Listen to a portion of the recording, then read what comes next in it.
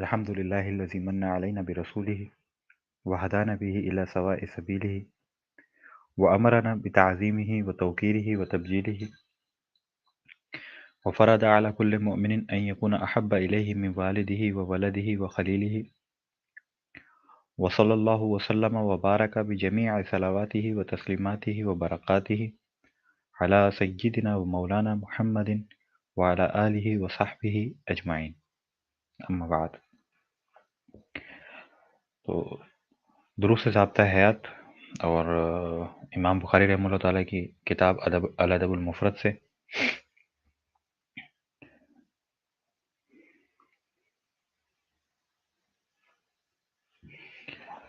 ہم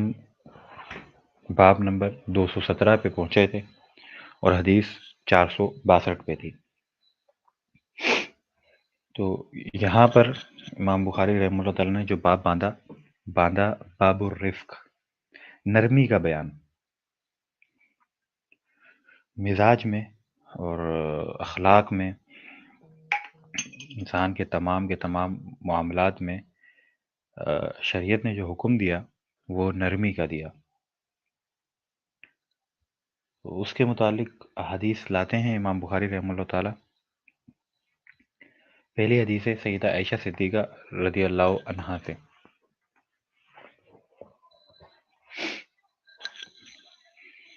ان عائشہ زوج النبی صلی اللہ علیہ وسلم قالت دخل رحت من اليهود على رسول الله صلی اللہ علیہ وسلم فقالوا السلام علیکم. قالت عائشة ففهمتها فقلت عليكم السلام واللعنة. فقال رسول الله صلى الله عليه وسلم مهلا يا عائشة إن الله يحب الرفق في الأمر كله. فقلت يا رسول الله أولم تسمع ما قالوا. قال رسول الله صلی اللہ علیہ وسلم قد قلت وعلیکم. سیدہ عائشہ صدیقہ رضی اللہ عنہ جو کہ نبی علیہ الصلوۃ والسلام کی زوجہ محترمہ ہیں، ان سے یہ حدیث مروی ہے. وہ کہتی ہیں کہ یہود کے کچھ لوگ جو ہے نا، کچھ یہودی لوگ نبی علیہ الصلوۃ والسلام کے پاس آئے اور انہوں نے نبی علیہ الصلوۃ والسلام کو کہا معاذ اللہ ثم معاذ اللہ ثم معاذ اللہ العیاذ باللہ کہ آپ پر موت ہو. سیدہ عائشہ صدیقہ رضی اللہ عنہ کہتی ہیں کہ میں سمجھ گئی جو انہوں نے کہا. میں نے ان کے جواب میں کہا کہ تم پر موت ہو اور اللہ کی لعنت ہو. سید عالم صلی اللہ علیہ وسلم نے فرمایا کہ آرام سے عائشہ، آرام سے، اللہ رب العالمین نرمی، ہر معاملے میں نرمی کو پسند فرماتا ہے.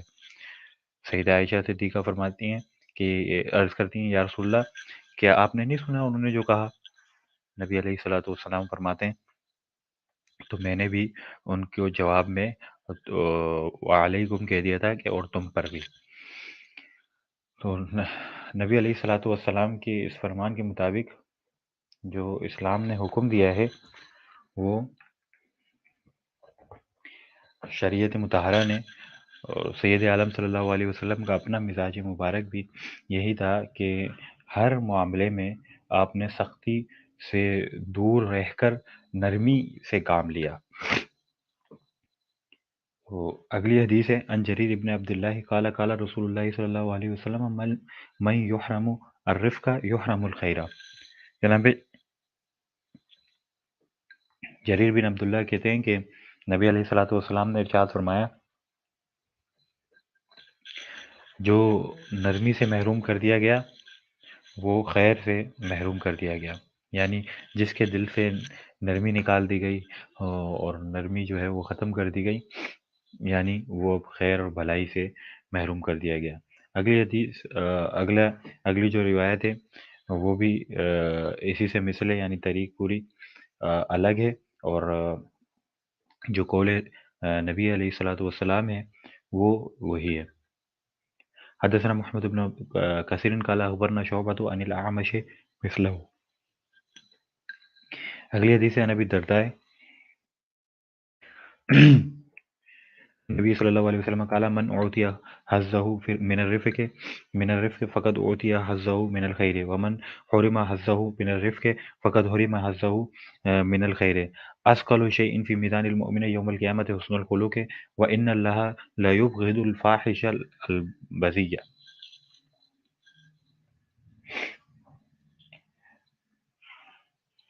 جناب ابو درداء رضی اللہ عنہ سے روایت ہے، نبی علیہ الصلوۃ والسلام نے فرمایا کہ جس شخص کو نرمی جس شخص کے دل میں ڈال دی گئی نا، اور نرمی کا کچھ حصہ دل میں جس شخص کے دل میں ڈال دیا گیا، تو اس کے دل میں بھلائی، خیر، نعمتیں ڈال دی گئیں، اور جس شخص کو نرمی سے محروم کر دیا گیا، اس کو بھلائی، نعمتیں اور نرمی وغیرہ ان چیزوں سے محروم کر دیا گیا۔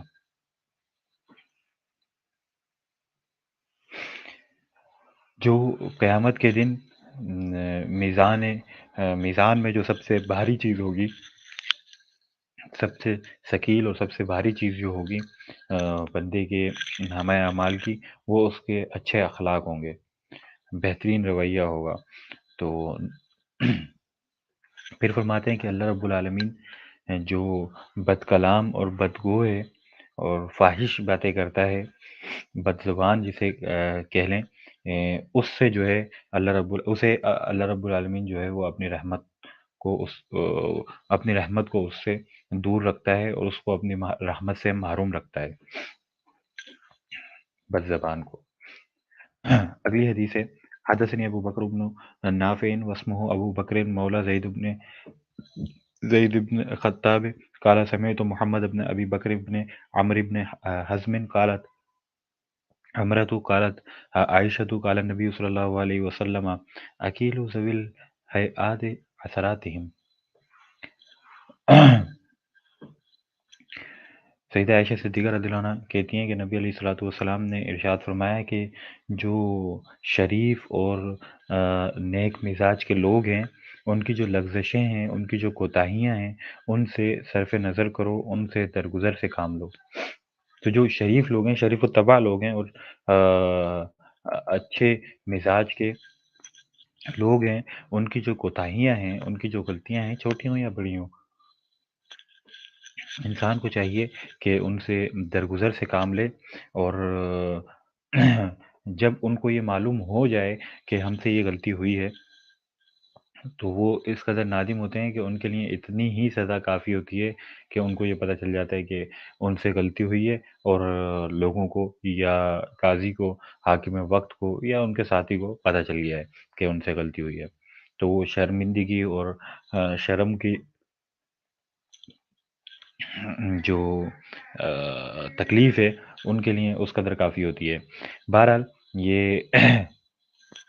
بات جو ہے وہ حدود و قصاص، معاملات وغیرہ سے نیچے کی ہے۔ ہاں، اگر حدود و قصاص اور معاملات وغیرہ یہ ان سے غلطیاں ہوئی ہیں، تو یہ کسی بھی صورت جو ہے وہ معاف نہیں کی جائیں گی،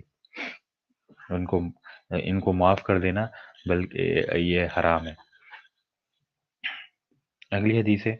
عن انس عن النبی صلی اللہ علیہ وسلم قال لا يكون الخرق في شيء الا شانه وان الله رفیق يحب الرفق۔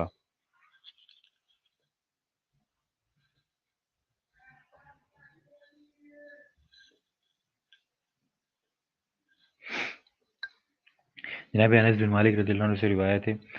وہ نبی علیہ الصلوۃ والسلام سے روایت کرتے ہیں کہ آپ نے فرمایا جو طبیعت کا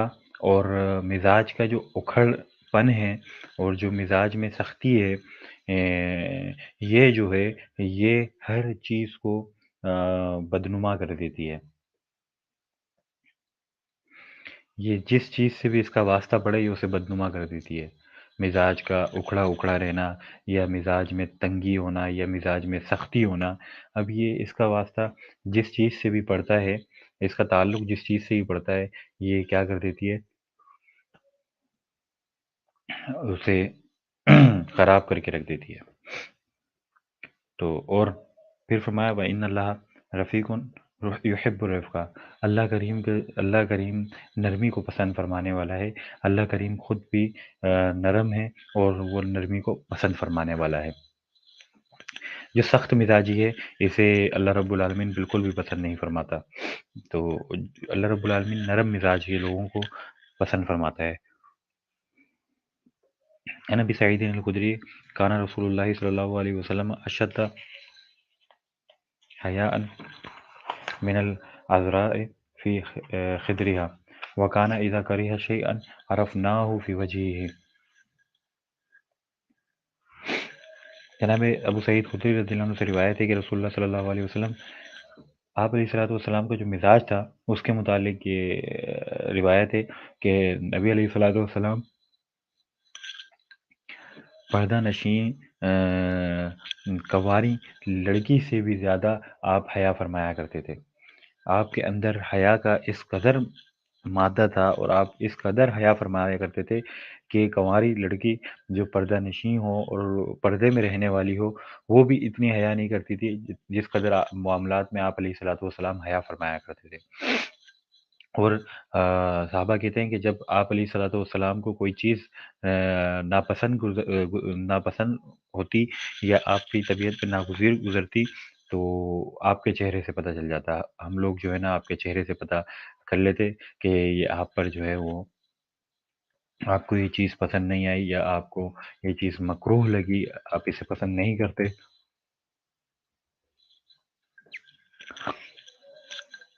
تو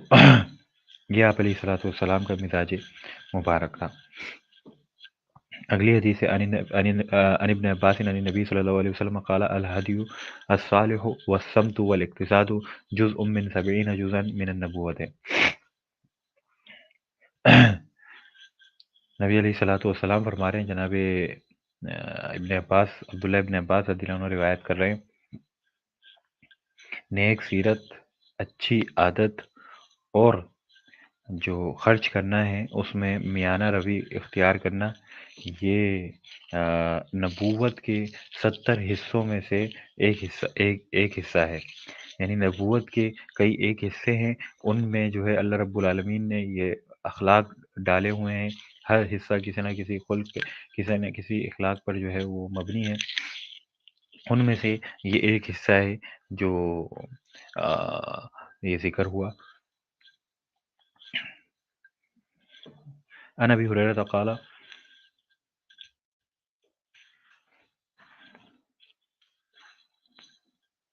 قال رسول اللہ صلی اللہ علیہ وسلم ایاکم والشح فانه احلق من كان قبلكم سفكوا دماءهم وقطعوا ارحامهم والظلم ظلمات یوم القیامت۔ سید عالم صلی اللہ علیہ وسلم سے جناب ابو ہریرہ روایت کر رہے ہیں اور آپ علیہ الصلوۃ والسلام نے فرمایا کہ بخل سے بچو اور بخل سے بچو، کیونکہ یہ جو بخل ہے نا، اس نے تم سے پہلے جو قومیں تھیں ان کو تباہ کر دیا، ان کو برباد کر دیا، ان کو ہلاک کر دیا۔ اس نے خون بہائے، لوگوں کے خون بہائے، اور اس نے قطع تعلقیاں کروائیں اور اور اس نے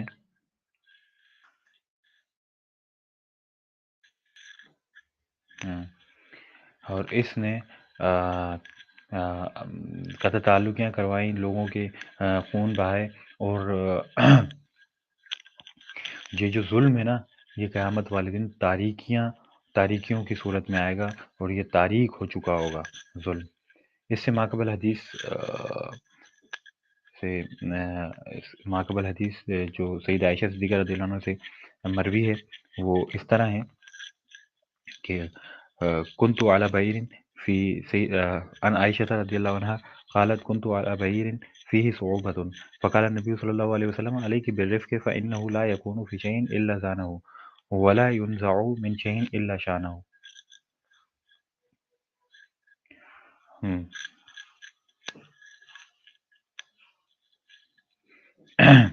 سید عائشہ صدیقہ رضی اللہ عنہ سے روایت ہے، آپ فرماتی ہیں کہ میں جو ہے ایک اونٹ پر سوار تھی، اور وہ اونٹ جو تھا وہ ضدی اونٹ تھا، وہ بہت ہی ضد کر رہا تھا اونٹ، تو میں جو ہے میں نے اسے مارنا شروع کر دیا۔ نبی علیہ الصلوۃ والسلام نے فرمایا عائشہ آرام سے، نرمی کو جو ہے وہ لازم پکڑ لو، اپنے مزاج کو نرم بنا لو، کیونکہ نرمی جس چیز کے ساتھ بھی نرمی سے پیش آیا جائے وہ اس کو خوبصورت بنا دیتی ہے، اور نرمی ہٹا دی جائے، نرمی کو نکال دیا جائے، اور سخت مزاجی سے اگر کسی چیز کے ساتھ پیش آئے تو وہ اس چیز کو بدنما کر دیتی ہے، اس چیز کو برباد کر دیتی ہے۔ تو نرمی سے کسی بھی چیز کے ساتھ نرمی سے پیش آنا، یہ اس کو اچھا بنا دیتی ہے، اس کو خوبصورت بنا دیتی ہے، اور کسی بھی چیز کے ساتھ سختی سے پیش آنا یہ اس کو بدنما کر دیتی ہے۔ کسی کے ساتھ بھی اسی طرح سے ہے کہ کسی بھی انسان کے ساتھ، جانور کے ساتھ، اور کوئی کام کرتے ہوئے نرمی سے کام کریں، اور اس میں اسلوب سے کام کریں، تو یہ اس چیز کو اچھا بنائے گی، نہ کہ جو ہے وہ جلد بازی اور سخت مزاجی سے کام کریں تو وہ اس چیز کو خراب کر دے گی۔ اگلا باب ہے باب الرفق فی المعیشت، زندگی گزارنے میں سادگی اور نرمی اختیار کرنا، اس کے بارے میں ہے۔ حدثنا سعید بن كثير بن عبيد قال حدثني أبي قال دخلت على عائشة أم المؤمنين فقالت أمسك حتى أخيط نكيبتي فأمسكت فقلت يا أم المؤمنين لو خرجت فأخبرتهم لعدوه منك بخلا. قالت أبصر شأنك إنه لا جديد لمن لا يلبس الخلق. سیدہ عائشہ صدیقہ رضی اللہ عنہ سے متعلق یہ حدیث ہے، اور آپ کی میانہ روی اور سادگی پر دلالت کر رہی ہے۔ جناب سعید بن کثیر کہتے ہیں کہ مجھے میرے والد نے بتایا، یعنی جناب عبید نے بتایا، جناب کثیر نے بتایا کہ ایک روز جو ہے میں نے سیدہ عائشہ صدیقہ رضی اللہ عنہ کے گھر میں داخل ہونے کی اجازت مانگی، آپ کے پاس جانے کی اجازت مانگی۔ آپ مسائل اور احادیث سیکھنے جایا کرتے تھے، کئی ایک صحابہ تابعین سیدہ عائشہ صدیقہ رضی اللہ عنہ کی بارگاہ میں جایا کرتے تھے، اور دروازے پہ کھڑے ہو کے آپ سے اجازت مانگتے۔ آپ پردے کی دوسری طرف ہوتی، یہ لوگ پردے کی ایک طرف بیٹھتے، اور آپ جو ہے وہ اجازت دیتی، یہ لوگ آتے اور گھر میں بیٹھتے، آپ پردے میں رہتے ہوئے جو ہے وہ انہیں احادیث سکھاتی، اور انہیں جو ہے وہ دین کے احکام سکھاتی۔ تو سیدہ عائشہ صدیقہ رضی اللہ عنہ سے میں نے اجازت چاہی آپ کے گھر میں جانے کی، تو آپ نے کہا ابھی رکو، میں اپنا جو ہے وہ جو میرا پاجامہ ہے وہ میں اسے سی رہی ہوں۔ تو میں رک گیا، میں نے کہا اے ام المؤمنین، اگر میں لوگوں کو یہ بات جا کے بتا دوں تو لوگ جو ہے وہ آپ کا لوگ جو ہیں وہ اس کو آپ کے بخل سے شمار کریں گے کہ آپ کتنی بخیل ہیں کہ اب پرانے کپڑوں کو جو ہے وہ سی رہی ہیں، اور انہیں پہن رہی ہیں سینے نئے لینے کے بجائے پرانے کپڑوں کو سی کے پہن رہی ہیں۔ تو سیدہ عائشہ صدیقہ رضی اللہ عنہ نے فرمایا اپنا اپنا جو ہے وہ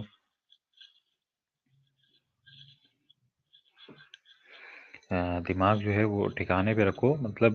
سوچ سمجھ کر بات کرو۔ اس شخص کو نیا کپڑا پہننے کا بالکل بھی کوئی حق نہیں ہے جو پرانا کپڑا نہ پہنے، یعنی جو شخص پرانا کپڑا نہیں پہنتا اس کو نیا کپڑا پہننے کا بھی بالکل حق نہیں ہے۔ تو انسان کو میانہ روی اور نرم مزاجی سے کام لیتے ہوئے سادگی سے زندگی گزارنی چاہیے، اسی میں ہی وہ بھلائی ہے، اور اسی میں ہی جو ہے انسان کی کامیابی ہے۔ اگلا باب بابو ما یعطا العبد علی رفق، بندے کو نرمی اور نرم مزاج پر جو کچھ ملتا ہے اس کے بیان میں۔ ان عبد اللہ مغفل عن نبی صلی اللہ علیہ وسلم قال ان اللہ رفیق یحب الرفق یعطی علیہ ما لا یعطى علی العنف۔ سید عالم صلی اللہ علیہ وسلم سے جناب عبداللہ بن مغفل روایت کر رہے ہیں کہ آپ علیہ الصلوۃ والسلام نے فرمایا اللہ رب العالمین نرم ہے اور نرمی کو پسند فرماتا ہے، اور وہ اسے وہ کچھ دیتا ہے نرم مزاج ہونے پر، نرمی پر وہ کچھ عطا فرماتا ہے جو سختی پر جو ہے عطا نہیں فرماتا، سخت مزاج والے کو عطا نہیں فرماتا اللہ رب العالمین، جو کچھ نرم مزاج والے کو عطا فرماتا ہے۔ اس کا اگلا طریق بھی وہ اسی طرح مروی ہے، اگلا طریق جو ہے وہ الگ ہے، حدیث یہی ہے، اور وہ ہے ان یونسا ہو ان حمید مثلہ۔ باب التسکین، اطمینان اور تسکین کا بیان ہے۔ ان ابی التیاح قال سمعت انس بن مالک قال قال النبی صلی اللہ علیہ وسلم یسروا ولا تعسروا وسکنوا ولا تنفروا۔ سید عالم صلی اللہ علیہ وسلم نے فرمایا جیسا کہ جناب انس بن مالک نے فرمایا کہ سید عالم صلی اللہ علیہ وسلم فرماتے ہیں آسانیاں کرو، لوگوں کے لیے آسانیاں کرو، مشکلات نہ بڑھاؤ لوگوں کی، ان کے لیے مشکلیں پیدا نہ کرو، اور لوگوں کو مطمئن کرو، لوگوں کو متنفر نہ کرو۔ تو آسان کرو، مشکل نہ کرو، مطمئن کرو، متنفر نہ کرو، یہ سید عالم صلی اللہ علیہ وسلم نے ارشاد فرمایا۔ ہمیں چاہیے کہ ہم جب کسی سے آرگومنٹ کر رہے ہیں اور کسی سے بحث و مباحثہ کر رہے ہیں یا بات کر رہے ہیں، بچے ہیں وہ کوئی سوال پوچھ رہے ہیں، تو کچھ بھی ہے، دارالافتاء کے منصب پہ بیٹھے ہیں یا آن لائن کوئی سوال جواب ہے، کچھ کسی بھی قسم کا ہے، اسکول میں، کالج میں، مدرسے میں، جب سامنے طلباء جو ہے کوئی سوال کر رہے ہیں، تو انسان کو چاہیے کہ انہیں مطمئن کرے، انہیں اپنے سے متنفر نہ کرے، اور دنیا کے ہر معاملات میں چاہیے کہ آسانیاں پیدا کرے، مشکلیں پیدا نہ کرے۔ ان عبد الله بن عمرو قال نزل ضيف في بني إسرائيل وفي الدار كلبة لهم فقالوا يا كلبة لا تنبحي على ضيفنا فسحنا الجراء في بطنها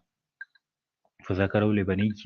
لهم فقال إن مثل هذا كمثل أمة تكون بعدكم يغلب سفهاؤها على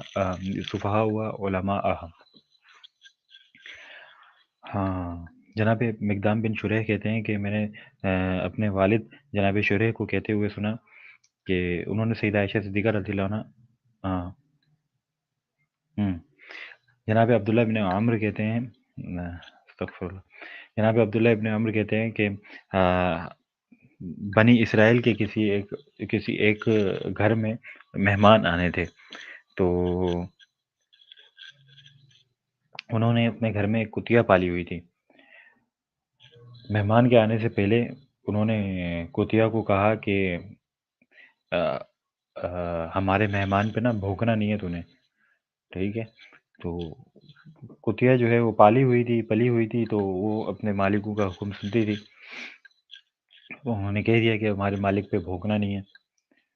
تو جب مہمان آیا، ہمارے مہمان پہ بھونکنا نہیں ہے، تو جب مہمان آیا تو کتیا نہیں بھونکی،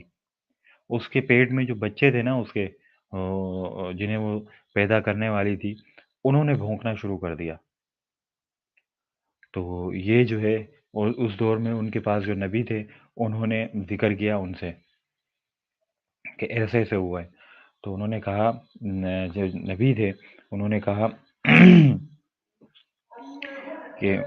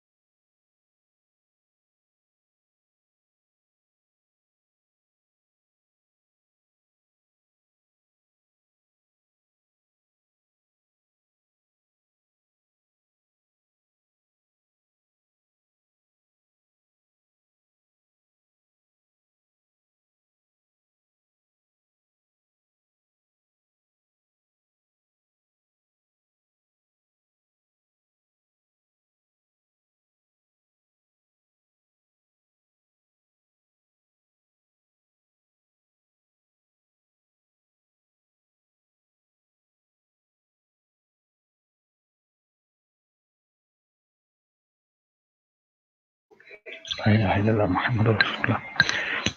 تو انہوں نے وہ اپنے موجودہ نبی سے عرض کیا سارا معاملہ،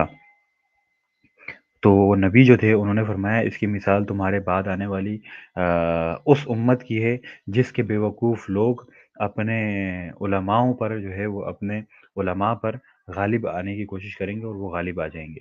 تو وہ جو کتیا تھی وہ تو خاموش رہی، لیکن اس کے بچے بھونکنا شروع کر دیا، بچوں نے بھونکنا شروع کر دیا۔ تو اس دور کے جو نبی تھے انہوں نے اس کو اس طرح انہوں نے جو ہے وہ لوگوں کو سمجھایا ہے کہ تمہارے بعد جو امت آئے گی نا، اس کے جو بیوقوف لوگ ہوں گے وہ اپنے علماء پر اسی طرح سے بھوکیں گے،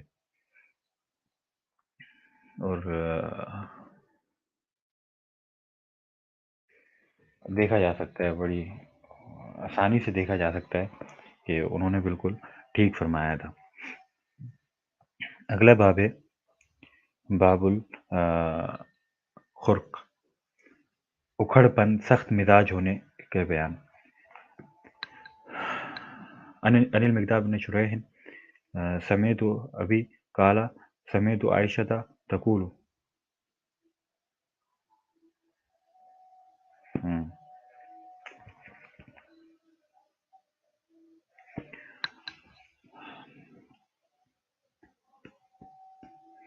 سمعت عائشة تقول كنت على بعير فيه سوة فجعلت أضربه فقال النبي صلى الله عليه وسلم عليك بالرفق فإن الرفق لا يكون في شيء إلا زانه ولا ينزع من شيء إلا شانه۔ یہ حدیث ابھی گزری ہے ماقبل میں، 359 نمبر پہ یہ گزری ہے، اور اس میں جو ہے وہ ایک لفظ زیادہ ہے، کنت فجعلت اضربہ، یہ جو ہے وہ زیادہ ہے کہ میں جو ہے نا اس کو مارنا شروع کر دیا۔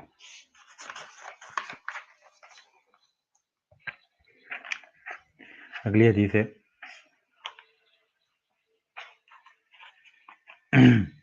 عن ابي نضرة قال رجل منا يقال له جابر او جويبر طلبت حاجة الى عمر في خلافته فانتهيت الى المدينة ليلا فغدوت عليه وقد اوتيت فتنة ولسانا او قال منطقا فاخذت في الدنيا فصغرتها فتركتها لا تسوى شيئا وإلى جنبه رجل أبيض الشعر أبيض الثياب فقال لما فرغت كل قولك كان مقاربا إلا وقوعك في الدنيا وهل تدري ما الدنيا إن الدنيا فيها بلاغنا أو قال زادنا إلى الآخرة وفيها أعمالنا التي نجزى بها في الآخرة قال فأخذ في الدنيا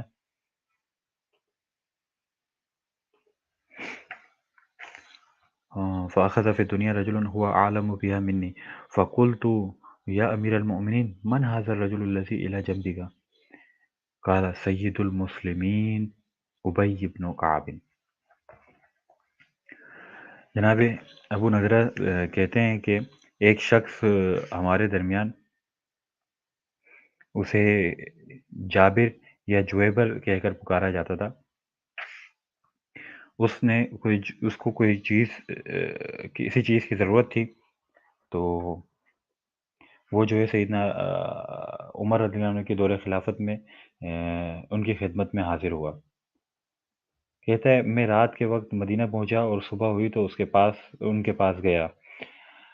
ہاں، میں ذہین آدمی تھا اور بولنے کی طاقت تھی، سلیقہ تھا میرے پاس، تو میں جب بولنا شروع کرتا تھا تو باتوں کو بنا کر اور لفاظی سے میں جو ہے اپنی بات منوا لیا کرتا تھا۔ تو میں نے ان کے سامنے جو ہے دنیا کی تحقیر شروع کر دی، دنیا کو حقیر اور برائی کرنا شروع کر دی، حقیر بیان کرنا شروع کر دیا، اور یہ ثابت کر دیا کہ دنیا کی میرے آگے کوئی حیثیت نہیں ہے۔ ان کے پہلے میں ایک سفید ریش اور سفید پوشاک میں، سفید چادر میں ایک بزرگ بیٹھے تھے۔ تو جب میں بات کر کے فارغ ہوا اور ساری چیزیں میں نے بیان کر دیں، تو اب انہوں نے جو ہے کہا کہ تمہاری ساری باتیں ٹھیک ہیں، لیکن دنیا کے معاملے میں جو تم نے بولا نا، یہ اس میں تھوڑا سا دھیان کرنا پڑے گا، اس میں تھوڑی غور و فکر کرنی پڑے گی۔ تو کہتے ہیں کیا تمہیں معلوم ہے دنیا کیا ہے؟ دنیا ہے کہ جو تم نے اتنی تحقیر، حقارت اور ناپسندیدی اور یہ برائی تو وہ برائی، تمہیں پتہ ہے دنیا کیا ہے؟ تو پھر خود ہی کہنے لگے کہ دنیا ہی میں آخرت تک پہنچنے کا سامان ہے۔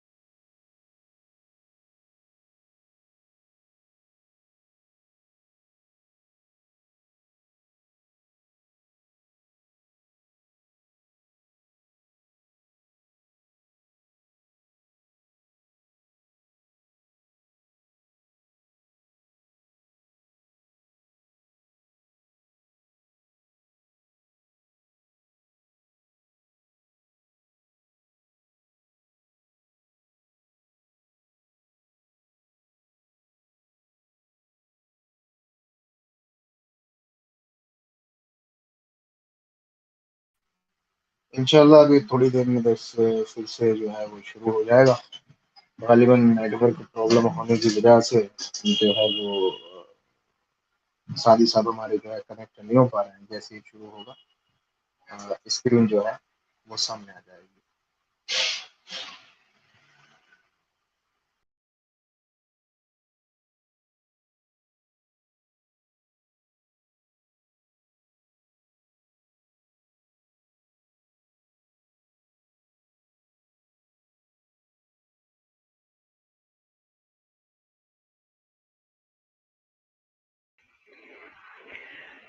تو دنیا سے بے رغبتی جو ہے وہ ایک اچھا عمل ہے، اور انسان کو اس پر اجر ضرور ملتا قبلہ ہے۔ اسکرین نہیں آ رہی ہے، اسکرین دے گئے۔ کیا مسئلہ وازن نیٹ سلو ہے، کیا ہے مسئلہ؟ نہیں جناب، یہ کبھی کبھار ہو جاتا ہے، اس کا بھی اتنا حق ہے کہ کبھی کبھار چلے تھوڑا سا چلے خراب ہو کوئی جائے۔ بالکل بالکل خیر، پورا آ گیا، ایک دم پورا آ گیا۔ آپ شروع رکھیں آپ۔ تو دنیا سے بے رغبتی جو ہے یہ ایک اچھا امر ہے اور ایک اچھا کام ہے، لیکن اس قدر بھی نہیں کہ انسان جو ہے دنیا کو ترک کر دے اور دنیا سے بالکل بے بہرا ہو جائے، اور پھر کیا ہوگا؟ پھر وہ اپنے نیک اعمال نہیں کر سکے گا جو دنیا ہی میں کرنے ہیں اور ان کا ثواب آخرت ہی میں ملنا ہے۔ ایسے اعمال جن کے ذریعے یہ جنت میں جائے گا، وہ بھی تو اسی دنیا میں کرنے ہیں۔ وہ کون سا یہ جو ہے وہ آ، عالم برزخ میں کرے گا سوال اور یہ کام، اور پھر جو ہے اسے ثواب ملے گا؟ تو اسی دنیا میں جو ہے وہ اعمال کرنے ہیں، اور انہی میں اسی دنیا سے آخرت کا سامان لے کے جانا ہے۔ تو بے رغبتی اچھی بات ہے، لیکن اس قدر بھی نہیں کہ وہ نیک اعمال سے بھی جائے۔ اگلی حدیث ہے عن البراء ابن عازب قال قال رسول اللہ صلی اللہ علیہ وسلم العشرۃ شر۔ یہ جو شیخی بگارنا ہے اور شیخی دکھانا ہے اور اپنا مال کو جو ہے وہ فالتو میں خرچ کرنا ہے، اور صرف لوگوں کے دکھاوے کے لیے اور یہ دکھانے کے لیے کہ میرے پاس بہت مال ہے، ریاکاری کی ہے ایک قسم ہے، اور کسی بھی معاملات میں شیخی دکھانا جسے شوخی دکھانا بھی کہتے ہیں، یہ جو ہے یہ برائی ہے، یہ شر ہے، برا کام ہے، اس سے بچنا چاہیے۔ اگلا باب ہے باب استناع المال، مال جمع کرنا اور اس کی حفاظت کرنا، اس کے بیان میں۔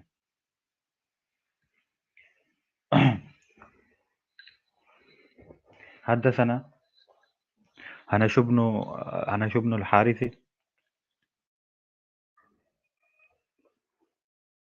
حدثنا حنش بن الحارث عن أبيه قال كان الرجل منا تنتج فرسه فينحرها فيقول أنا أعيش حتى أركب هذا، فجاءنا أن كتاب عمر أن أصلحوا ما رزقكم الله فإن في الأمر تنفسا۔ جناب حنش بن حارث کہتے ہیں، اور اپنے والد سے روایت کرتے ہیں کہ ان کے والد نے بتایا کہ ہمارے درمیان ایک بندہ تھا، وہ کیا کرتا تھا جب بھی اس کی گھوڑی بچہ پیدا کرتی تو وہ اس بچے کو ذبح کر دیتا تھا اور کہتا تھا کیا میرے پاس اتنی مہلت بھی ہے کہ میں اس پہ سوار ہو سکوں؟ میرے پاس اتنی زندگی بھی ہے یا یہ اس کے بڑے ہونے تک اور یہ اس قابل ہو جائے گی کہ میں اس پہ سوار ہوں، کیا تب تک دنیا بچے گی بھی؟ قیامت تو آنے والی ہے، تو میرے کو اس پہ سواری کرنے کا موقع ملے گا؟ وہ اسے ذبح کر دیتا تھا۔ تو جناب عمر بن خطاب رضی اللہ عنہ نے خط لکھا اور بتایا کہ اپنے معاملات جو ہیں ان کو سنبھالو، جو اللہ تمہیں رزق دے رہا ہے اسے سنبھال کر رکھو، ابھی جو ہے قیامت آنے میں ابھی کچھ دیر باقی ہے، تو کچھ سنبھل کے رہو۔ ایسا بھی نہیں ہے کہ بالکل ہی جو ہے وہ سب کچھ ختم کر کے ہاتھ پہ ہاتھ رکھ کے بیٹھ جاؤ اور قیامت کا انتظار کرنے لگ جاؤ کہ قیامت آنی تھی، ہم تو سب کچھ ختم کر کے بیٹھ گئے۔ تو بہرحال ایسا نہیں ہے۔ ان انس بن مالک عن النبی صلی اللہ علیہ وسلم قال ان قامت الساعة وفي يد احدكم فسيلة فإن استطاع ان لا تقوم حتى يغرسها فليغرسها۔ صحیح جناب انس بن مالک رضی اللہ عنہ سے حدیث مروی ہے، کہتے ہیں نبی علیہ الصلوۃ والسلام نے فرمایا کہ اگر قیامت آنے لگے اور تمہارے کسی کے ہاتھ میں کھجور کا ایک پودا ہی کیوں نہ پودا ہو اور تمہیں اتنا موقع مل جائے کہ تم اسے جو ہے وہ زمین میں لگا دو، پودے کو زمین میں لگا دو، تو قیامت آنے سے پہلے پہلے اس موقع کا فائدہ اٹھاؤ اور اس پودے کو جو ہے وہ زمین میں لگا دو۔ تو آپ علیہ الصلوۃ والسلام کا یہ جو فرمان ہے نا، یہ کئی ایک باتیں اپنے اندر سمایا ہوا ہے، جن میں سے ایک تو یہ ہے کہ جو شجر کاری ہے اس کا بھی ثواب ہے، درخت لگانا، شجر کاری کرنا، یہ بھی ایک ثواب والا عمل ہے۔ تو انسان کو چاہیے کہ اپنے ارد گرد جو ہے وہ درخت لگائے اور ایک خوبصورت ماحول بنائے، اچھا ماحول بنائے اپنے رہن سہن کا۔ اور دوسرا یہ کہ اس آخر وقت تک بھی ثواب سے دور نہ رہو، ثواب کی امید نہ چھوڑو۔ تمہیں اگر وقت ایسا آ جائے کہ بس اتنا وقت ہے کہ بس تم نے درخت لگایا ہے، پودا لگایا ہے اور قیامت جو ہے وہ آ گئی ہے، تو تم فوراً پودا لگا دو تاکہ جو ہے تمہیں اس کا بھی ثواب مل جائے۔ یعنی آخر وقت تک ثواب کا دامن نہیں چھوڑنا، ثواب میں کوتاہی نہیں کرنا، ثواب حاصل کرتے رہنا ہے، وہ اعمال کرتے رہنا ہے جن سے تمہیں ثواب ملے۔ اور اس میں ایک یہ بھی ہے کہ انسان کو اپنے اعمال برقرار رکھنے چاہیے اور جو اس کے نیک اعمال ہیں انہیں وہ کرتا رہنا چاہیے، کرتے رہے، اس کا خوف نہ کرے کہ قیامت آ جائے گی تو یوں ہو جائے گا تو وہ ہو جائے گا، ہاتھ پہ ہاتھ پھر چھوڑ کے بیٹھ جائے کہ ٹھیک ہے دنیا مال فانی ہے، کیا کرنا ہے اس کا اور چھوڑو اس کو۔ تو بے رغبتی اچھی چیز ہے جیسے میں نے پہلے کہا، لیکن اتنی بھی نہیں کہ ثوابوں سے محروم ہو جائے، یہ یہ اچھی چیز نہیں ہے۔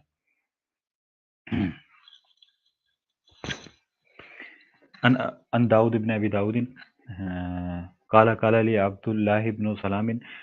ان سمعت بالدجال قد خرج وانت على ودية تغرسها فلا تعجل ان تصلحها فان للناس بعد ذلك عيشا۔ جناب داؤد بن ابی داؤد رحمہ اللہ تعالیٰ سے روایت ہے کہ عبداللہ بن سلام رضی اللہ عنہ نے مجھ سے فرمایا اگر تم سنو کہ دجال آ گیا ہے اور تم زمین میں کچھ لگا رہے ہو تو جلدی نہیں کرو بلکہ اسے اچھی طرح لگا لو، کیونکہ لوگ اس کے بعد بھی زندہ رہیں گے۔ تو اس سے جو ہے وہ ایک اور بات بھی ذہن میں آئی میرے کہ انسان کو چاہیے کہ وہ اپنا ہی خیال نہ رکھے کہ ہماری زندگی میں ابھی اب درخت لگا دیتے ہیں تو کیا نام ہے ہم جب بڑے ہوں گے اور تو یہ بھی بڑا ہو جائے گا اور ہم اس کا پھل کھا لیں گے۔ پھر بڑے ہو گئے، جوان ہو گئے، کہا کہ اب کیا فائدہ درخت لگانے کا، یہ تو اب ہم مر جائیں گے تبھی یہ پھل دے گا، تو ہمارا کیا فائدہ ہوگا۔ یہ میں نے ایک مثال دی۔ ہر عمل کو اس پہ پرکھا جا سکتا ہے، ہر عمل کو اس پر لایا جا سکتا ہے کسی بھی چیز سے۔ تو انسان کو چاہیے اپنے بعد والوں کا بھی خیال رکھے، جیسے ہم سے پہلے والوں نے جو اعمال کیے اور جو ایسی چیزیں چھوڑی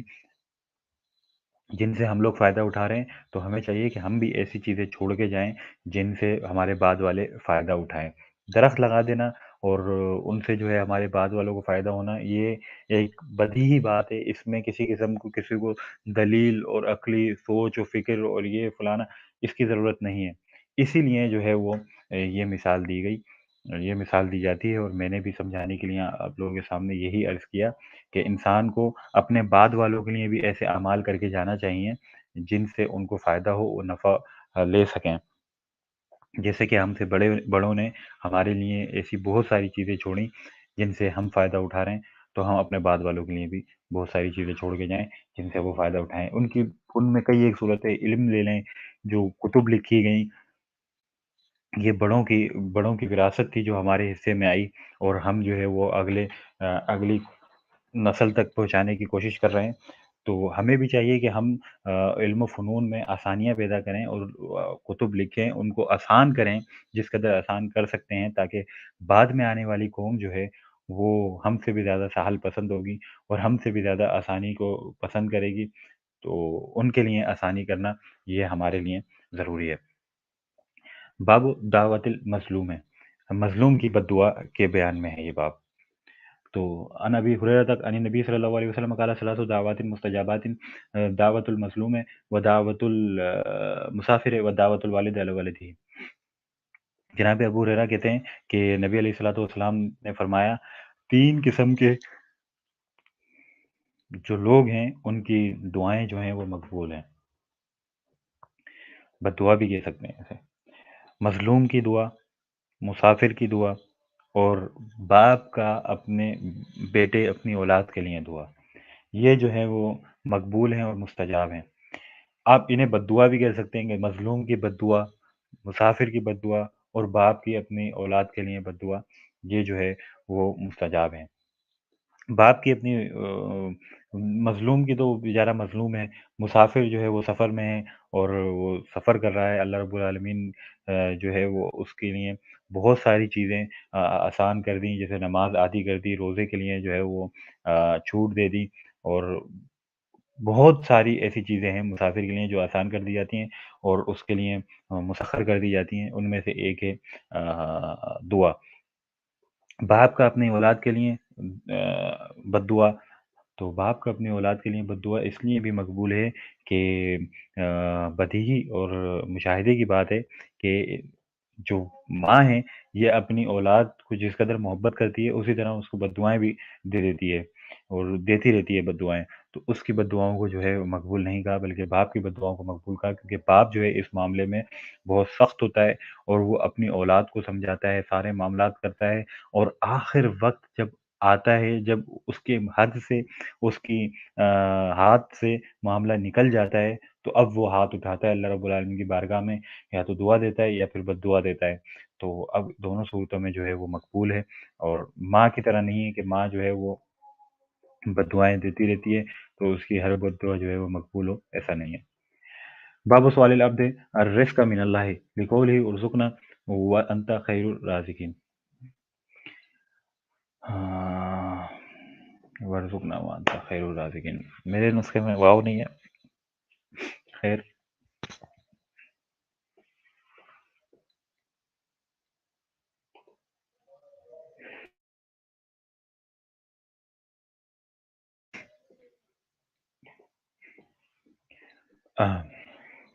بندے کا اللہ رب العالمین سے رزق کا سوال کرنا اس فرمان کے مطابق کہ اللہ رب العالمین نے جو سورہ مائدہ میں 114 نمبر آیت میں فرمایا کہ اے ہمارے رب ہمیں رزق دے، اور تو رزق دینے والوں میں سب سے بہتر رزق دینے والا ہے، ہمیں رزق دے۔ پہلی حدیث ذکر کرتے ہیں۔ عن جابر انه سمع النبي صلى الله عليه وسلم على المنبر نظر نحو اليمن فقال اللهم اقبل بقلوبهم، ونظر نحو العراق فقال مثل ذلك، ونظر نحو كل افق مثل فقال مثل ذلك، وقال اللهم ارزقنا من تراث الارض وبارك لنا في مدنا وساعنا۔ سید عالم صلی اللہ علیہ وسلم جناب جابر روایت کر رہے ہیں کہ جناب نبی علیہ الصلوۃ والسلام سے ہم نے سنا، آپ ممبر پہ تشریف فرما تھے اور آپ نے جو ہے وہ یمن کی طرف چہرہ کر کے کہا، اے ہمارے رب، تو ان کے دل جو ہے وہ ہماری طرف کر دے، ہماری طرف پھیر دے یا رب ان کے دل۔ عراق کی طرف دیکھ کے بھی آپ نے یہی فرمایا، تمام جانبوں کی طرف دیکھ کر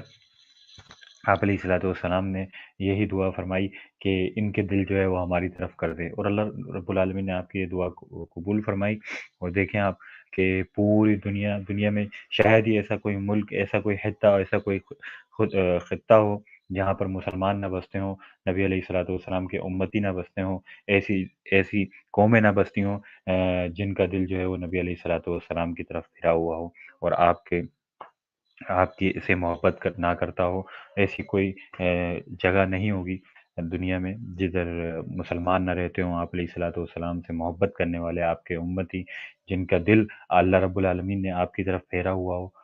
وہ نہ رہتا ہو، ایسا کوئی جگہ نہیں ہے۔ ہاں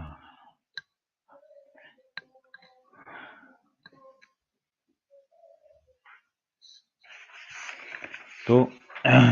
پھر آپ علیہ الصلوۃ والسلام نے یہ بھی دعا کی، اے ہمارے رب، ہمیں زمین کی جو فضل ہے، زمین کی جو کھیتی ہے اور زمین کی جو پیداوار ہے، اس سے رزق عطا فرما، اور ہمارے لیے ہمارے مد اور ہمارے ساع یہ پیمانے ہیں، اس میں برکت عطا فرما، اس میں اس کو برکت والا بنا دے۔ نبی علیہ الصلوۃ والسلام سے مد و ساع وغیرہ کے پیمانوں کے لیے کی برکت میں کئی ایک احادیث اور بھی مروی ہے۔ آپ علیہ الصلوۃ والسلام نے کئی مرتبہ مد اور سا کے لیے دعا کی، مدینہ منورہ شریف خود مدینہ منورہ کے لیے دعا کی، یمن والوں کے لیے دعا کی، مصر والوں کے لیے دعا کی، حجاز مقدس والوں کے لیے دعا کی، نجد والوں کے لیے کو روک دیا، ان کے لیے دعا نہیں کی۔ تو خیر بہت سارے مقامات پہ آپ علیہ الصلوۃ والسلام نے ملکوں کا نام لے کے دعائیں کی وغیرہ وغیرہ۔ اگلا باب ہے باب الظلم ظلمات، کہ یہ جو ظلم ہے یہ قیامت والے دن کیا ہوگا، تاریک ہوگا، اور اندھیرا بالکل تاریک ہوگا، یہ اندھیروں میں لپٹا ہوا ہوگا۔ حدیث ہے اس معاملے میں، حدثنا عبید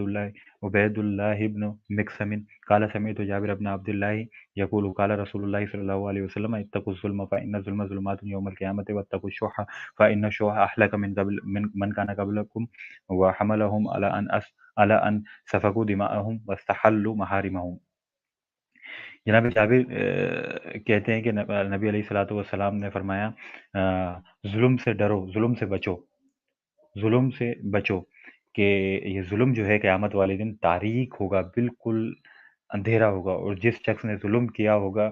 اور جس کے دل میں ذرہ برابر بھی ظلم کا ہوگا تو وہ شخص بھی تاریکیوں میں ہوگا، اور وہ بھی شخص بھی اندھیروں کے لپٹوں میں ہوگا اور اندھیروں میں رہے گا۔ اور پھر فرمایا کہ بخل سے بچو، کہ اس بخل نے تم سے پہلے قوموں کو جو ہے وہ ہلاک کر دیا، اور ان کو جو ہے وہ خون بہانے پر مجبور کر دیا، اور حرام چیزوں کو حلال کرنے پر مجبور کر دیا۔ تو بخل جو ہے وہ ایک ایسی برائی ہے جس سے سید عالم صلی اللہ علیہ وسلم نے، صحابہ نے پناہ مانگی اور اس سے بچے، اور آپ علیہ الصلوۃ والسلام کے اس فرمان کے مطابق پہلے کی امتوں پر عذاب آیا، بلکہ یہ بخل بھی عذاب ہی ہے، اور ان کو تباہ و برباد کر دیا کہ وہ بخل کرتے تھے، پھر اس قدر بخل کرتے رہے کہ انہوں نے پھر اپنے چیزوں کو بچانے کے لیے، اپنے آپ کو بچانے کے لیے، چیزوں کو بچانے کے لیے انہوں نے حرام چیزیں بھی کھانا شروع کر دیں، دوسروں کا مال بھی کھانا شروع کر دیا کہ اپنا مال بچا رہے، دوسروں کا مال کھایا جائے، تو پھر ان میں لڑائی جھگڑے ہوئے، پھٹے فساد ہوئے۔ خیر اگلی حدیث ہے، ان جابر قال قال رسول اللہ صلی اللہ علیہ وسلم یکون فی آخر امتی مسخ وقذف وخسف ویبدأ اہل المظالم۔ سید عالم صلی اللہ علیہ وسلم فرماتے ہیں، جناب جابر ہی روایت کرتے ہیں کہ میری امت کے آخری زمانہ ایسا ہوگا جس میں صورتیں بگڑنے شروع کر دیں، صورتیں بگڑ جائیں گی، پتھر برسیں گے، اور لوگوں کو دھسایا جائے گا، اور ایسے واقعات جو ہے وہ رونما ہوں گے، اور یہ لوگ کون ہوں گے جن سے ان ساری چیزوں کا آغاز ہوگا؟ فرمایا ان ساری چیزوں کا آغاز جو ہے وہ ظالم لوگوں سے ہوگا جو ظلم کرتے ہوں گے، اور ان کے چہرے بگڑنا شروع ہو جائیں گے، ان پر پتھروں کا عذاب نازل ہوگا، ان کو دھسایا جائے گا، اور اس قسم کے واقعات رونما ہوں گے اور سامنے آئیں گے۔ تو اعوذ باللہ من ذالک، یہ اب واقعات دیکھے جا سکتے ہیں کہ لینڈ سلائڈنگ ہوتی ہے، پوری کی پوری قوم جو ہے وہ دھس جاتی ہے، اور پورے کے پورے لوگ جو ہیں وہ دھس جاتے ہیں۔ ضروری نہیں ہے کہ وہ ظلم کرنے والے ظالم ہی ہوں، بلکہ ابتدا ظالموں سے ہوگی، اس کے بعد جو ہے نا پھر جو ظالم نہیں ہیں، مظلوم ہوں یا مظلوم نہ بھی ہوں، تو وہ بھی اسی طرح سے دھسائے جائیں گے اور اس قسم کے واقعات سامنے آئیں گے۔ تو ابتدا ظالموں سے ہو چکی ہے، باقی جو ہے وہ اب ہم، اب جو ہے وہ لوگ سامنے آ رہے ہیں جو بیچارے مظلوم ہیں، وہ لوگ بھی ہو سکتے ہیں۔ اور چہرے بگڑنے والی بات جو ہے وہ اس دور میں یوں ثابت ہو سکتی ہے کہ لوگ جو ہے آرٹیفیشل اپنے چہروں میں جو کروا رہے ہیں، سرجریاں کروا رہے ہیں، اپنے گالوں کو، اپنی ناک کو، اپنے ہونٹوں کو، اپنی آنکھوں کو، اپنے بھووں کو، اور جو اس قسم کی اس میں سلیکون وغیرہ یہ چیزیں بھروا کر اور اس کو جو ہے وہ خوش نما بنانے کی کوشش کر رہے ہیں، تو اس سے جو ہے ان کے چہرے بگڑ جاتے ہیں، اکثر کیسز میں بگڑ جاتے ہیں۔ اور ساتھ ہی میں وہ نہ بھی بگڑیں تو ایک وقت ایسا آتا ہے کہ جب بڑھاپے کی طرف جاتے ہیں، اب جھریاں پڑنا شروع ہوتی ہیں، تو اب جو ہے وہ بدنما ہو جاتے ہیں اور بدصورت ہو جاتے ہیں۔ اس میں کوئی شک نہیں ہے، کیونکہ انہوں نے جو خلقی چیز تھی، طبیعی چیز تھی، اس میں مینا کاری کی، اور اس میں جو ہے انہوں نے رد و بدل کیا، تغییر کی، تو دکھے گا اس کا بھی ان کو ساری چیزیں۔ عن ابن عمر عن نبی صلی اللہ علیہ وسلم قال الظلم ظلمات یوم القیامت، ظلم جو ہے وہ قیامت والے دن اندھیرا ہوگا، اندھیریوں میں ہوگا اور تاریک ہوگا۔ عن ابی سعید عن رسول اللہ صلی اللہ علیہ وسلم قال اذا خلص المؤمنون من النار حبسوا بقنطرة بین الجنة والنار فيتقاصون من يتقاصون مظالم بينهم في الدنيا حتى إذا نقوا وهذبوا أذن لهم بدخول الجنة فوالذي نفس محمد بيده لأحدهم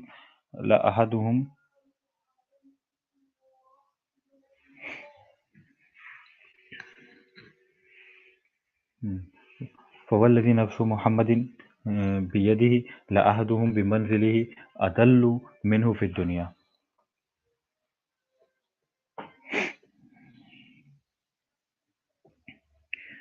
اللہ، جناب ابو سعید خدری رضی اللہ عنہ سے روایت ہے، وہ کہتے ہیں کہ نبی علیہ الصلوۃ والسلام نے فرمایا، نبی علیہ الصلوۃ والسلام سے روایت کرتے ہیں، آپ نے فرمایا جب مومن آگ سے نجات پا جائیں گے تو انہیں جنت اور دوزخ کے درمیان ایک پل پر ٹھہرایا جائے گا، جنت اور دوزخ کے درمیان ایک پل ہے، اس پر ٹھہرایا جائے گا، اس پہ روکا جائے گا، پھر وہ دنیا میں جو ہے وہ ایک دوسرے پر کیے گئے ظلموں کا بدلہ دیں گے، یہاں تک کہ جب وہ صاف ستھرے ہو جائیں گے، اب انہیں جو ہے وہ جنت میں داخل ہونے کی اجازت دی جائے گی۔ پھر پھر آپ علیہ الصلوۃ والسلام فرماتے ہیں اس ذات کی قسم جس کی قبضہ قدرت میں میری جان ہے کہ وہ اپنے جنت کے گھروں کو دنیا والے گھروں سے زیادہ اچھے طریقے سے پہچانتے ہوں گے۔ تو قیامت والے دن جو ہے وہ جب جو مسلمان ہوں گے، جنہوں نے گناہ کیے ہوں گے، انہیں دوزخ میں عذاب دے کر جب واپسی لایا جا رہا ہوگا تو پھر روک دیا جائے گا۔ یوں بھی ہے اور یوں بھی ہے کہ اس سے پہلے ہی دوزخ میں عذاب دینے سے پہلے ہی جب حساب و کتاب ہو چکا ہوگا، اب وہ جو ہے وہ جا رہے ہوں گے پل صراط پہ سے، تو وہاں ان کو روک دیا جائے گا اور ان سے ایک دوسرے کا بدلہ دلوایا جائے گا، اور بدلہ یوں دلوایا جائے گا کہ مظلوم کو ظالم کی جو کچھ نیکیاں ہوں گی ان میں سے اس کی نیکیاں اٹھا کر مظلوم کے کھاتے میں ڈال دی جائیں گی، اور ظالم جو ہے وہ اس کی نیکیاں کم ہو جائیں گی، جب نیکیاں کم ہو جائیں گی تو پھر اسے دوزخ میں ڈالا جائے گا۔ تو یوں جو ہے وہ بدلہ دلوایا جائے گا، اور جب یوں بدلہ دلوایا جائے گا تو مظلوم کی نیکیاں بڑھ جائیں گی، پھر وہ جنت میں جائے گا۔ तो बहरहाल आप अलैहिस्सलाम फरमाते हैं कि वो अपने जन्नती घर को इस तरह पहचानते होंगे बल्कि अपने दुनियावी घर से भी ज़्यादा अच्छे तरीके से पहचानते होंगे। अन अबी हुरैरह अन नबी सल्लल्लाहु अलैहि वसल्लम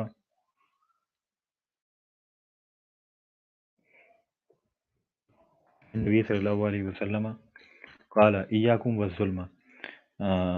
फ़इन्न ज़ुलमातुन यौमल क़ियामति वत्तक़ुश्शुह फ़इन्नहु अहलक मन कान क़ब्लकुम व हमलहुम अला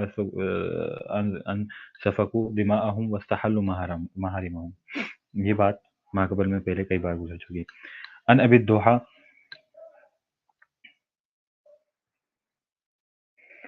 जी। अन अबी दुहा क़ाल इज्तमअ मसरूक़ुन व शुतैर इब्न शकल फ़िल मस्जिद फ़तफ़व्वद इलैहिमा हिलकुल मस्जिद फ़क़ाल मसरूक़ुन ला अरा हाउलाइ यज्तमिऊन इलैना इल्ला लियस्तमिऊ मिन्ना ख़ैरन फ़इम्मा अन तुहद्दिस अन अब्दिल्लाहि फ़उसद्दिक़ुका अना हुँ। व इम्मा अन उहद्दिस अन अब्दिल्लाहि फ़तुसद्दिक़नी फ़क़ाल हद्दिस या अबा आइशता قال هل سمعت عبد الله يقول العينان يزنيان واليدان يزنيان والرجلان يزنيان والرجلان يزنيان والفرج يصدق ذلك أو يكذبه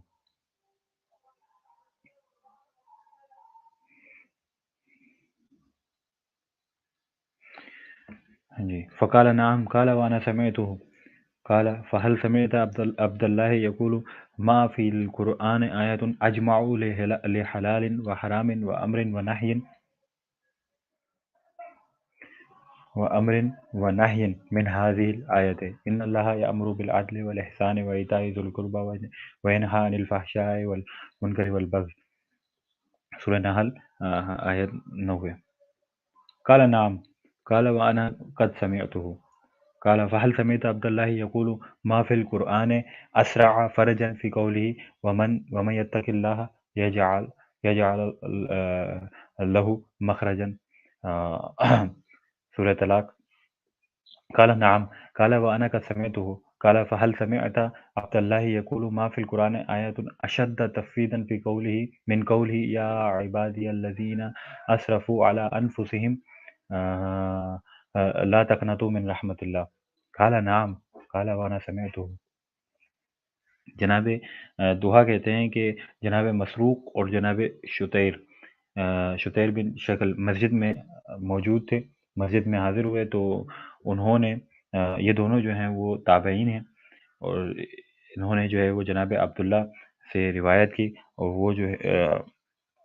عبداللہ رضی اللہ عنہ سے روایت کی احادیث کو، اور یہ عبداللہ جو ہیں جناب عبداللہ ابن مسعود ہیں، ان کے شاگرد ہیں یہ دونوں، تو یہ مسجد میں موجود تھے، تو جو مسجد میں حلقے بنے ہوئے تھے، لوگ ذکر و اذکار کر رہے تھے، علم کا تکرار کر رہے تھے، وہ ان کے پاس آ گئے، تو جناب مسروق کہتے ہیں کیا جناب مسروق جو ہے جناب شتیر کو کہتے ہیں کہ دیکھ رہے ہو لوگ جو ہے نا یہ ہمارے پاس کس لیے آئے ہیں، یہ ہمارے پاس اس لیے جمع ہوئے ہیں کہ یہ لوگ ہم سے کچھ اچھی باتیں سیکھ سکیں، بھلائی کی باتیں سیکھ سکیں، علم دین سیکھ سکیں۔ پھر کہنے لگے کہ شتیر تم جو ہے وہ جناب عبداللہ کی حدیث بیان کرو، میں تمہاری تصدیق کروں گا، یا میں جو ہے وہ جناب عبداللہ سے حدیثیں بیان کروں اور تم جو ہے اس کی تصدیق کرو۔ تو جناب شتیر نے کہا کہ آپ جو ہیں ابو عائشہ آپ جو ہیں وہ بیان کریں۔ تو جناب مسروق کہنے لگے کہ کیا تم نے یہ بات جناب عبداللہ سے سنی ہے کہ آنکھیں جو ہیں وہ زنا کرتی ہیں، ہاتھ جو ہیں وہ زنا کرتے ہیں، پاؤں جو ہیں وہ زنا کرتے ہیں، اور جو شرمگاہ ہے وہ اس کی تصدیق کرتی ہے یا اس کو جھٹلا دیتی ہے؟ تو جناب شتیر نے کہا جی میں نے یہ بات جناب عبداللہ بن مسعود کو کہتے ہوئے سنی ہے۔ پھر آپ نے کہا، اور یہ آپ تیز آواز سے پڑھ رہے تھے تاکہ لوگ جو ہیں وہ سنیں، لوگ جو ہے وہ جب یہ سنتے تو وہ اپنے پاس لکھ لیتے اور اسے یاد کر لیتے، یوں دین جو ہے وہ دین کا علم بڑھتا۔ ضروری نہیں ہے کہ اب وہ کھڑے ہوں اور کہیں کہ ایسے ایسے ایسے جناب عبداللہ ابن مسعود نے فرمایا، ہاں شتیر، تم نے سنی یہ بات؟ تو وہ کہیں ہاں میں نے یہ سنی ہے۔ نہیں، آپس میں ہی وہ تیز آواز میں باتیں کرنا شروع کر دیں تاکہ جو ہے نا لوگ سنیں۔ دونوں باتوں میں بڑا فرق ہوتا ہے، لوگ اس بات کو زیادہ غور سے سنتے ہیں جو آپس میں کی جا رہی ہوتی ہے۔ تو دو بندے آپس میں جو باتیں کر رہے ہوں تو وہ لوگوں کی توجہ اس کی طرف زیادہ ہوتی ہے، اس سے کہ کھڑے ہو کر خصوصاً ان کے لیے خطاب کیا جائے۔ تو بہرحال دونوں صورتوں میں کیا جا سکتا ہے، ہو سکتا ہے یہ، لیکن یہ جو صورت بنتی ہے یہ اس کے زیادہ موافق ہے۔ پھر جناب مسروق نے کہا کہ تم نے جناب عبداللہ رضی اللہ عنہ سے یہ بات کہتے ہوئے سنی کہ قرآن پاک میں کوئی ایسی آیت نہیں جس میں حلال حرام، نیکی کی دعوت دینا، برائی سے روکنے کا ساری چیزوں کا تذکرہ ہو سوائے اس ایک آیت کے، جو سورہ نحل آیت نمبر 90 ہے۔ ان اللہ یامر بالعدل والاحسان وایتاء ذی القربی وینہی عن الفحشاء والمنکر والبغی۔ تو جناب شتیر کہتے ہیں کہ نہیں، آپ نے بالکل صحیح سنا، اور آپ نے بالکل صحیح کہا، میں نے یہ بات سنی ہے جناب عبداللہ ابن مسعود سے کہ یہ آیت جو ہے حلال حرام، نیکی کی دعوت دینا، برائی سے روکنا، اور انصاف کے جو ہے حکم دینا،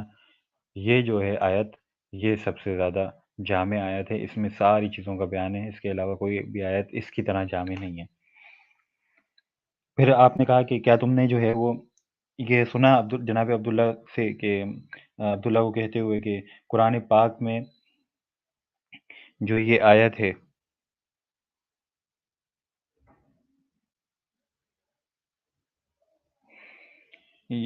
قرآن پاک میں جو یہ آیت ہے،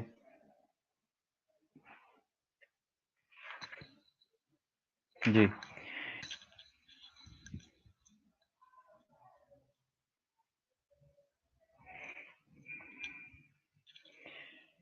اللہ، جو یہ آیت ہے وَمَن يَتَّقِ اللَّهَ يَجْعَلْ لَهُ مَخْرَجًا، یہ جو آیت ہے اس پر عمل کرنے سے، اس سے زیادہ بڑھ کر نہیں ہے کہ جس پر عمل کرنے سے انسان کو کشادگی ملے اور اس کی راہیں کھل جائیں۔ کیا اس کے علاوہ کیا یہ آپ نے سنا؟ جناب عبداللہ ابن مسعود نے کہا کہ یہ وہ آیت ہے جس پر عمل کرنے سے انسان کی جو ہے وہ راہیں کھل جاتی ہیں، کشادگیاں ہوتی ہیں۔ اس سے بڑھ کر کوئی ایسی آیت نہیں ہے جس پر عمل کرنے سے جو ہے وہ انسان کی کشادگیاں، انسان کو کشادگی ملے اور اس کی راہیں کھل جائیں اور سارے معاملات ہوں۔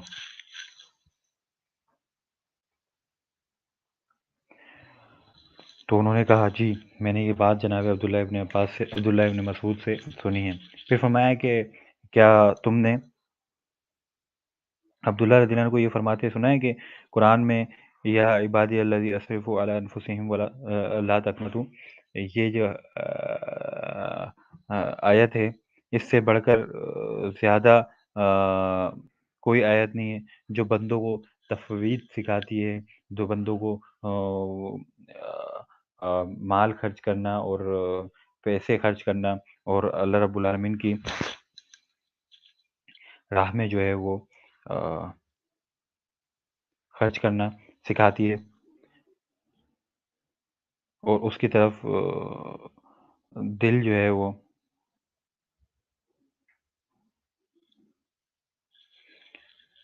اس کی طرف سے جو ہے وہ دل اس کی رحمت سے جو ہے وہ دل کو ہٹاتی نہیں ہے۔ تو کہا جی میں نے یہ بات سنی ہے جناب عبداللہ ابن مسعود سے۔ تو یوں جو ہے وہ مسئلے اور آپس میں بیان کرتے رہے اور سب جو ہے وہ سنتے رہے۔ تو انسان کو چاہیے کہ وہ جو ہے حلال کھائے، حرام سے بچے، لوگوں کو ان کے حقوق دے، قریبیوں اور رشتہ داروں کو ان کے حقوق دے، انصاف قائم کرے، پھر اللہ رب العالمین سے ڈرے۔ اللہ رب العالمین اس کے لیے راہیں کھول دیتا ہے،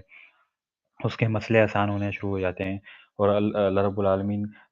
نے جو فرمایا کہ اپنی ذاتوں پر خرچ کرو اور اپنے رشتہ داروں، اپنے گھر والوں پر خرچ کرو، اور اللہ کی رحمت سے جو ہے وہ مایوس نہ ہو۔ اگلی حدیث ہے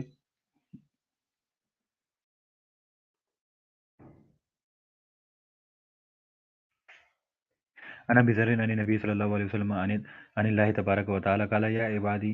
اني قد حرمت الظلم على نفسي وجعلته محرما بينكم فلا تظالموا يا عبادي انكم الذين تخطئون بالليل والنهار وانا اغفر الذنوب ولا ابالي فاستغفروني اغفر لكم يا عبادي كلكم جائع الا من اطعمته فاستطعموني أطعمكم يا عبادي كلكم عار إلا من كسوته فاستقصوني أكسوكم يا عبادي لو أن أولكم وآخركم وإنسكم وجنكم كانوا على أتقى قلب عبد منكم لم يزد ذلك في ملكي شيئا ولو كانوا على أفجر قلب رجل لم ينقص ذلك من ملكي شيئا ولو اجتمعوا في سعيد واحد فسألوني فأعطيت كل إنسان منهم ما سأل لم ينقص ذلك من ملك شيئا إلا كما ينقص البحر أن يغمس فيه الخيط غمسة واحدة يا عبادي إنما هي أعمالكم أجعلوها عليكم فمن وجد خيرا فليحمد الله ومن وجد غير ذلك فلا يلوم إلا نفسه كان أبو إدريس إذا حدث هذا الحديث آه، جسى على ركبتيه. جناب ہاں جناب ابو ذر غفاری رضی اللہ عنہ سے یہ حدیث مروی ہے، وہ نبی علیہ الصلوۃ والسلام سے روایت کرتے ہیں، اور نبی علیہ الصلوۃ والسلام اللہ رب العالمین سے روایت کرتے ہوئے فرماتے ہیں اور کہ اللہ رب العالمین نے فرمایا، اللہ حدیث قدسی ہے، اللہ رب العالمین فرماتا ہے کہ میرے بندو بلا شبہ میں نے ظلم کو اپنی ذات پر حرام کر رکھا ہے، حرام ٹھہرا دیا ہے، تو اور تو اسے تمہارے درمیان بھی حرام کیا ہے، لہذا ایک دوسرے پر ظلم نہ کرو۔ اے میرے بندو تم رات دن خطائیں کرتے ہو اور گناہ کرتے ہو، اور میں گناہوں کو معاف کرتا ہوں، مجھے کوئی اس کی پرواہ نہیں ہے، اس لیے مجھ سے مغفرت مانگو اور مجھ سے مغفرت طلب کرو، میں تمہیں معاف کر دوں گا۔ اے میرے بندو تم سب کے سب بھوکے ہوگے مگر وہ بھوکا نہیں رہے گا جسے میں کھانا کھلاؤں، تو مجھ سے کھانا طلب کرو۔ اے میرے بندو تم سب کے سب ننگے ہوگے مگر وہ ننگا نہیں ہوگا جسے میں لباس پہناؤں، تو تم مجھ سے لباس طلب کرو۔ اے میرے بندو اگر تمہارے پہلے کے تمام انسان اور بعد کے تمام انسان، تمہارے پہلے کے تمام جو گزر چکے جن اور جو تمہارے بعد آنے والے ہیں، وہ تمام کے تمام جنات اور جو ابھی موجود ہیں وہ، یعنی پہلے کے تمام انسان جو گزر گئے ہیں وہ لوگ بھی آ جائیں اور بعد والے بھی آ جائیں اور تم لوگ بھی، جنات کا بھی ایسی ہے، وہ سب کے سب جو ہے وہ ایک ہو جائیں اور سب کے سب متقی اور پرہیزگار ہو جائیں تو میری بادشاہت میں ذرہ برابر بھی کسی چیز کا جو ہے وہ اضافہ نہیں کریں گے، اور اگر یہ سب کے سب برے آدمی بن جائیں اور خراب ہو جائیں، بھٹک جائیں، تب بھی میری بادشاہت سے کسی بھی ذرہ برابر چیز کا بھی جو ہے وہ نقصان نہیں کریں گے۔ مطلب یہ سب کے سب جو ہے وہ متقی ہو جائیں، یہ سب کے سب جو ہیں وہ غیر متقی ہوں اور برے ہو جائیں، تب بھی میری بادشاہت میں کچھ بھی فرق نہیں آئے گا، نہ تو بڑھے گی نہ گھٹے گی۔ اللہ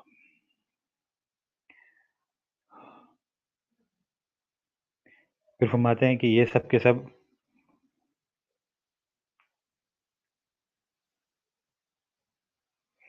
ایک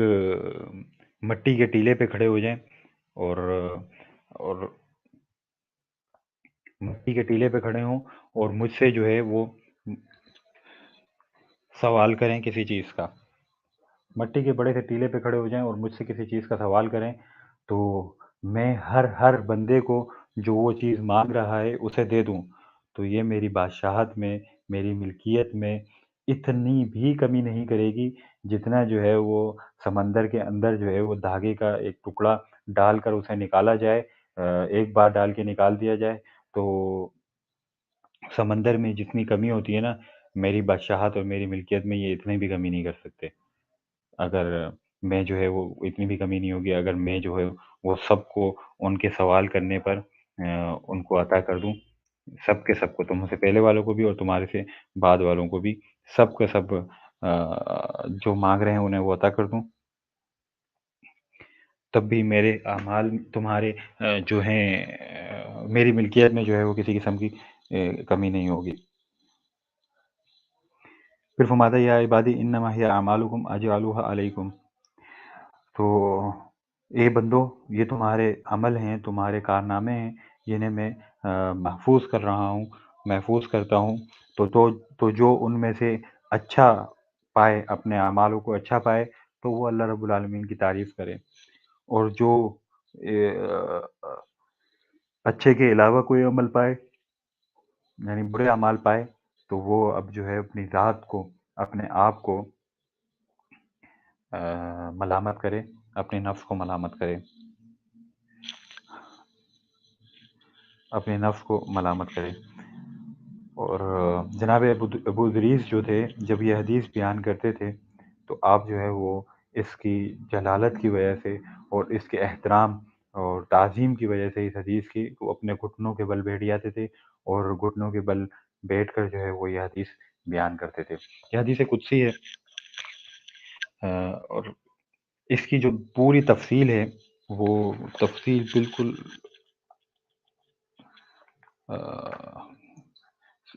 اس میں گزری ہے، اربعین نبی شریف میں اس کی تفصیل گزری ہے، اور ہم نے جو ہے وہ بہت ہی تفصیل سے جامع انداز میں اس کو اربعین نبی شریف کی شرح میں بیان کیا ہے۔ وہ تعلقات تحقیقات کے فیس بک چینل پر موجود ہے، جس میں ضرورت ہو وہ دیکھی جا سکتی ہے اور اس سے فائدہ لیا جا سکتا ہے۔ یہ علماء کا تعظیم کا طریقہ ہوتا تھا، محدثین کی تعظیم کا طریقہ ہوتا تھا کہ جب کوئی حدیث بیان کرتے اور وہ جلیل و قدر، اس میں جلالت بھری ہوتی، اور خاص طور پر حدیث قدسی، تو وہ جو ہے ایک خاص ہیئت بنا لیتے اور اس ہیئت میں بیان کرتے تاکہ اس کی جلالت برقرار رہے اور لوگوں کو اس کی اہمیت سمجھ میں آئے۔ اللہ آج کے لیے اس قدر کفایہ ہے۔ اللہ رب العالمین سے دعا ہے کہ وہ کریم ہماری کوتاہیوں کو معاف فرمائے، اور ہم جو ہیں وہ اے رب تجھ سے ہی طلب کرتے ہیں، مدد طلب کرتے ہیں، اور تجھ سے ہی مغفرت طلب کرتے ہیں، بخشش طلب کرتے ہیں، اور تجھ سے ہی کھانا طلب کرتے ہیں، تجھ سے ہی پہننا طلب کرتے ہیں، تجھ سے ہی پینا طلب کرتے ہیں۔ یا رب ہمیں ان سب چیزوں سے محروم نہ کر۔ اللہ کریم سے دعا ہے کہ وہ کریم ہم سب کی بخشش فرمائے، بلا حساب فرمائے، اور ہماری کوتاہیوں کو معاف فرمائے، خصوصاً اس کو آمین۔ بیان کرنے میں، اس کے معاملے میں جو کوتاہیاں ہوئی ہیں اسے معاف فرمائے۔ وصلی اللہ وسلم وبارک علی جمیع صلواتی و تسلیماتی و برکاتی علی سیدنا محمد وعلی آلہ و صحبہ اجمعین۔